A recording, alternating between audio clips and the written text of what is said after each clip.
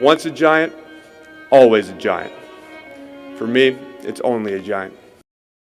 So check it out. The D6 Squad has merch now. We got hoodies, tees, mugs, whatever you need. Check it out. Link in the description. What's going on YouTube? Diggy546. I wanted to do something a little different. I've done a couple of mock drafts. I think I've done 3 mock drafts. I've done some live streams with mock drafts in it. I've just been trying to have fun with this. I love the off season. I love the draft. We're going to go 7 rounds here. And this is going to be my first Giants centric mock draft, like the only one that we're only drafting for the Giants. So let's go ahead and get into this. Like I said, I'm only taking the Giants picks. I'm not drafting for anybody else. We're going to be looking at trades. We're going to be talking about players that I like up and down the board. So it should be fun. All right. So Lawrence goes first. Zach Wilson second. That's common. Sewell third. Justin Fields, Kwity Paye at number 5. That's interesting over the corners. Trey Lance at 7. Bears traded up for Trey Lance. Kansas City, I'm not trading down to number 31. That's just not going to work. I would say moving from 202 to 94 in that second round pick, there is value here, but I don't know if it's enough value for me to really justify trading down to 31. I mean, let's see if anyone's a little bit closer. We do have DeVonta Smith on the board. 19 could be intriguing because that would be their second round pick too. So we would move down 8 spots and get their second round pick. So that could work. But I mean, it's the Washington football team, and they want to go up and get their quarterback. And I'm not going to hand them the quarterback that they want. And then I'm not moving down to 29. So I would think about taking this offer. It's a good offer, in my opinion. But I just can't give Washington their quarterback. Okay. So we have DeVonta Smith on the board. That would be my pick. That would definitely be my pick. But let's look. We have Michael Parsons there. We all know the off the field stuff with him. Surtain is an option here. Slater is here. And I think that's about as much as I would do here. Bateman, they have ridiculously ranked at 32. But we won't worry about that. I would go Bateman. But since DeVonta Smith is here, I'm going to just say, listen, don't overcomplicate it. I know he's like 160 something. They list him at 175. But when you see him, he's like 160 something. We'll see what he does if he's going to run at Alabama's Pro Day and get a 40 time. I doubt he will. Probably doesn't make much sense for him to do. So I'll just take him at number 11. And I think that's a solid pick for the Giants. And then Najee Harris at 12. Surtain right after Michael Parsons. The Patriots take Rousseau. Miss out on another receiver. Still no Kyle Pitts off the board. Let's see. Still no Kyle Pitts. I'm pretty sure. If I'm right. Yeah, okay. So Kyle Pitts did go off the board. We still got some value down here. Rashad Bateman falls down to 35 to the Falcons. Okay. Ravens are coming with the. Let's see if I can back out of this.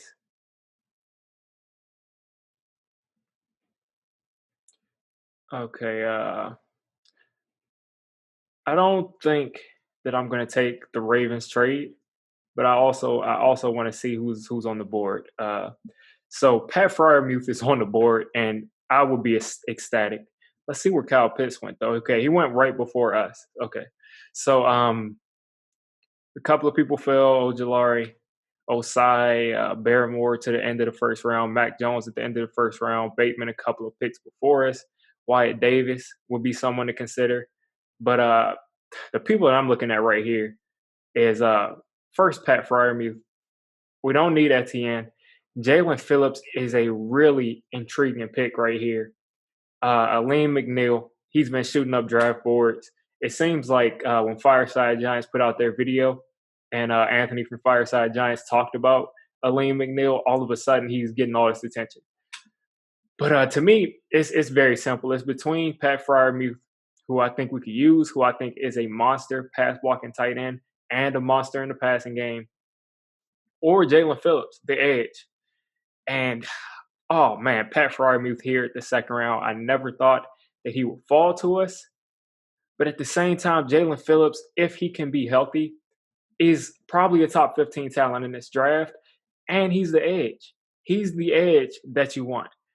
So as much as it hurts my stomach, as much as it hurts to do this, I'm going to take Jalen Phillips and I'm going to pass on Pat Fryermuth. And he's not going to be there in the third round.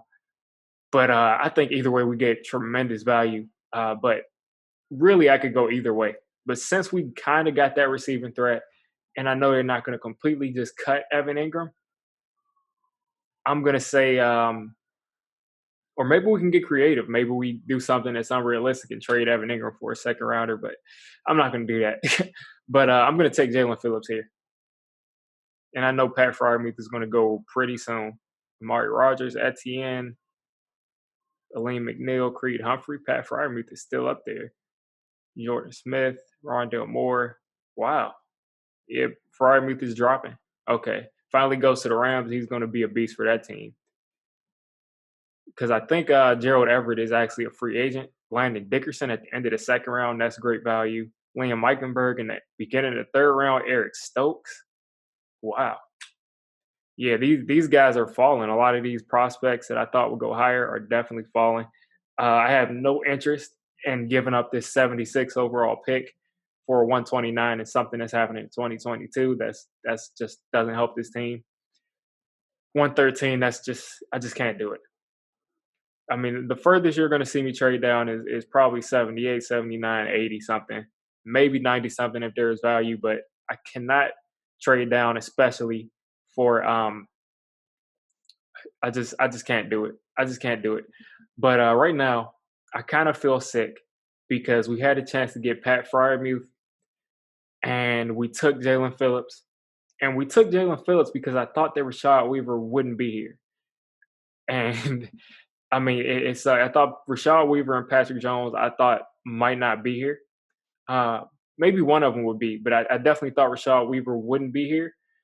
But one thing that I'm going to do is we didn't take Pat Fryermuth, and he was that pass blocking tight end. We have Evan Ingram on the team, but Brevin Jordan, I think, is a good receiving tight end. But I don't know if you want to take him if you're going to still keep Evan Ingram on the team, because that's really redundant. He really is someone who could end up being like an Evan Ingram kind of a bust. So I'm not sure I want to take him. You do have a couple of offensive linemen on the board. Walker Little, Spencer Brown. Let's see what we have on defense. See if we could go corner. DJ Daniel is someone that we might be able to go with. Let's see what we got. Linebacker Chad Surratt. I think Surratt makes a lot of sense here. I think that's great value here. And I think Surratt is going to be able to provide the coverage that we need. We already took the edge rusher. We took the receiver. I would say corner would be our second best need. I'm right now. I'm kind of scouting. I'm kind of looking at Paulson Adebo, hoping that he's there for one of our picks and the value meets the need. But for right now, I'm going to take Chad Surratt. I think that's good value here, and I think you can slide him in at that second linebacker spot, and we'll be good to go. So with this fourth round pick, Rashad Weaver and Patrick Jones went back to back. DJ Daniel was gone. But for this fourth round pick, I'm going to be looking first off for a corner. If the value is there with the Debo and it looks like he won't make it, maybe Bobby Brown, to me, this guy's a little overrated. I don't know if we really need to attack the defensive tackle spot here. Quincy Roche is someone that I like, and I would not be mad taking. Okay, so now the Ravens actually come with something that's a little realistic, and I'm gonna go out of this. I'm gonna look at what we have on the board. Let's see what we have a receiver, because we could use some depth there. We can still use some depth there. I like Shaq Smith, Austin Watkins. I like Marquez Stevenson, but Tamori and Terry is there. So what I'm going to do is I'm going to listen to this Ravens trade offer, and I'm going to accept it. So let's see who they take. They took Quincy Roche. That's fine. We got our edge. Roche, I like as a player though. So let's get down to this pick. I'm hoping that Paulson Adebo is there. And what I'm going to try to get out of this is Paulson Adebo. I'm not making any more trades here. I'm going to try to take Adebo. And then I'm going to try to get to Maury and Terry. So I think that this will work out for us. Let's see. We have a while before we get that next pick, 169. That's a lot of picks. Let's see what we have as far as receiver. See what we got on the board at running back. Chuba Hubbard is there. I like. Let's see. Okay, so Puka Williams is still there. I like him as a backup. That could maybe be a 7th-round guy. Austin Watkins is somebody that I like that's still on the board. That will be a good pick here. Let's see. Tamori and Terry is at 192. So what I'm going to do is I'm going to take Paulson Adebo, somebody that I like. Trey Brown is also someone that I like, but I'm going to take Paulson Adebo here. And let's just hope that Tamori and Terry falls to us. If not, there will probably be at least one receiver that I like. But I think Tamori and Terry in the 5th round would be the perfect situation for the Giants. The absolute perfect situation is we see Austin Watkins come off the board. I think Tamori and Terry will be there. I do. I really do. We just need a couple more picks. Chuba Hubbard went off. Let's see. I think Tamori and Terry will be there for us. He's really far down the board. Okay, I'm not. Should I try to get cute? Should I try to do that extra thing and try to pick up some more picks? Because we don't have we do need that extra pick. Do I think Tamori and Terry will still be there at 177? Him is being ranked the 1, 2, 3, 4, 5, the 5th receiver. I'll take it. I'll take it for the draft capital. I will take it. I'll take it.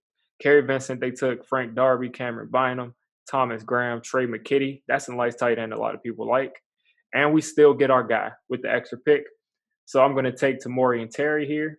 Josh Palmer is also someone that I like. But I think Tamori and Terry at this point, I love this pick in the 5th round. And we're going to pick again in about 2-3 more picks right now. Elijah Mitchell is a running back that I was looking at.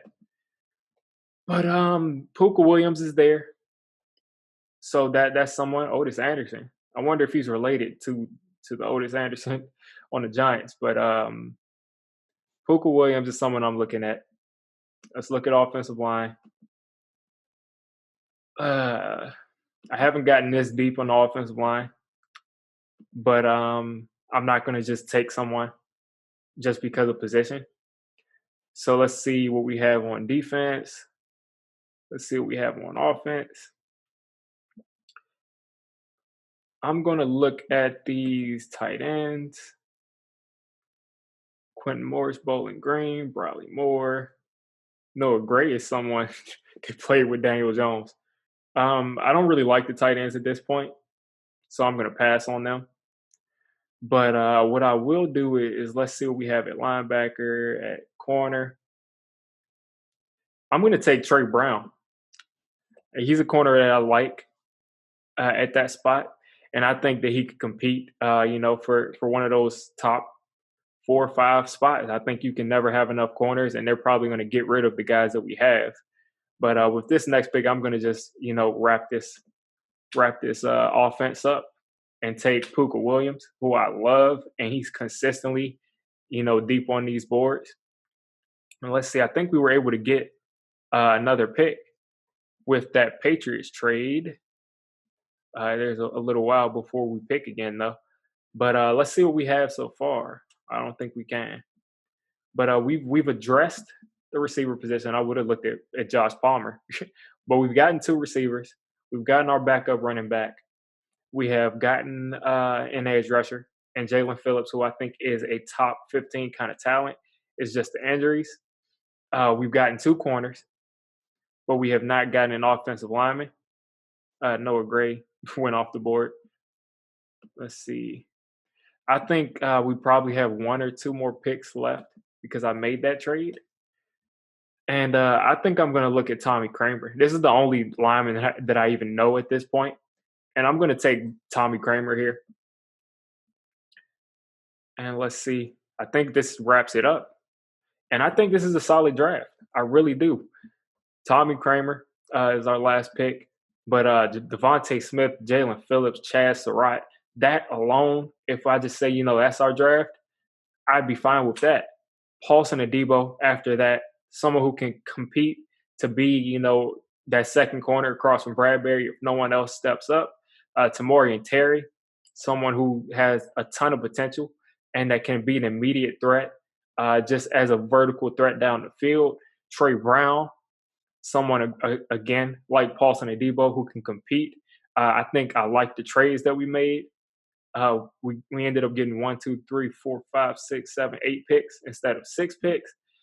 Puka Williams is going to be that backup behind Saquon Barkley. He has a little bit of explosion to him. He's not the power back, but I think just having a good running back behind Saquon is really going to help things.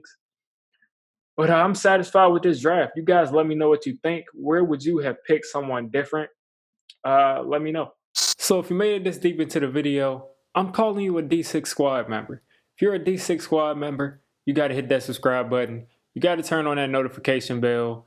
And listen, I make all kinds of content for NFL teams. So if you're not a Giants fan, don't worry. I'll cover your team. If I'm not covering your team, let me know. And have a good one.